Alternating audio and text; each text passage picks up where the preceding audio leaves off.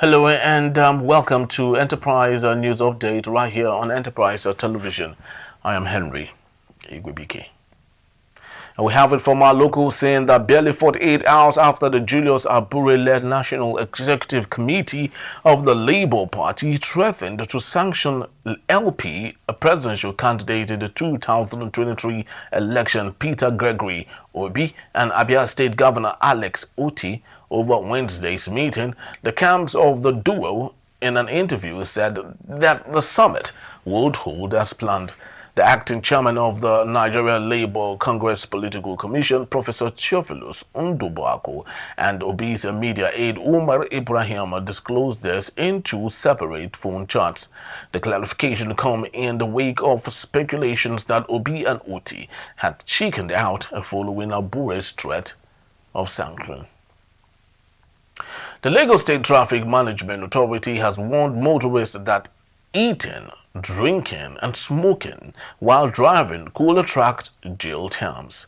LASTMA stated that smoking, eating, or drinking while driving is a punishable offense under the Lagos State Transport Sector Reform Law of 2018.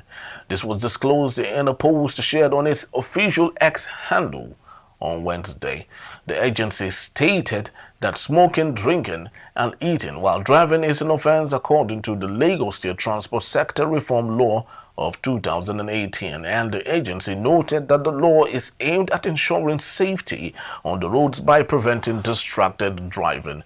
According to the law, violators risk having their vehicles impounded, facing 3 months of imprisonment, or being sentenced to 6 months of community service, depending on the severity and judicial outcome. Now to foreign news for today. A nationwide general strike disrupted public service across Greece, with ferries tied up in ports, flights grounded, and public transport running only part-time as labor unions press for higher wages to cope with rising living costs. The 24-hour strike on Wednesday was called by the two main umbrella unions covering the public and private sector, seeking a full return of collective bargaining rights, which were scrapped as part of international bailouts during Greece's financial crisis. And still on the foreign news, China is raising its tariff on the United States to 84%. Up from 34% effective April 10, 2025, in a retaliatory move after President Donald Trump nearly doubled duties on Chinese imports. Global markets have slumped in response to Trump's imposing his latest round of tariffs, which took effect on Wednesday and are aimed, he said, at countries that are ripping off the United States, according to Donald Trump.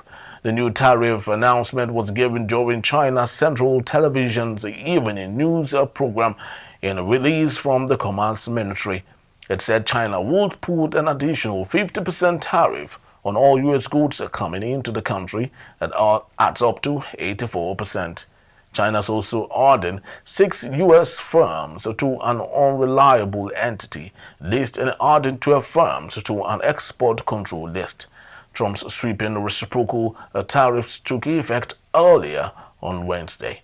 And still on the matter, China was the hardest hit nations with a levy of at least 104 on all goods into the United States.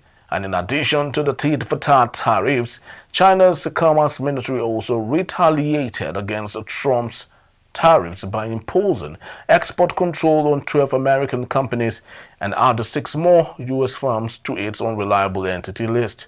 Companies on that list are banned from trading or investing in China. That's all we have for our news update today. Please do well to visit us. You can always find us at enterprisetvnews.com. You may equally like, comment, and follow us on all our social media platforms at Enterprise TV7. I am Henry Igwebike. Thank you for watching. We'll see you soon. Bye-bye.